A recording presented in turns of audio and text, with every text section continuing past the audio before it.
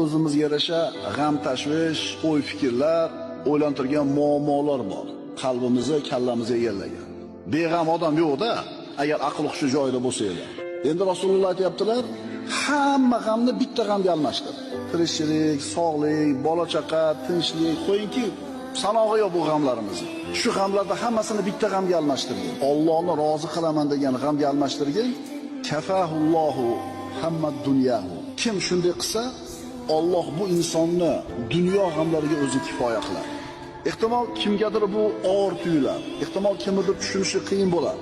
Qanday endi shunaqa qilib qo'ysam ham yo'g'im hal bo'lib qoladi. Rasululloh shunday dedilarmi? Demak shunday bo'ladi. Chunki u zot as-sodiqul masduq bo'lgan zot. Endi sen ishonmayapsanmi? Bu sening muammoing. Endi sening muammoing hal bo'lmaydi.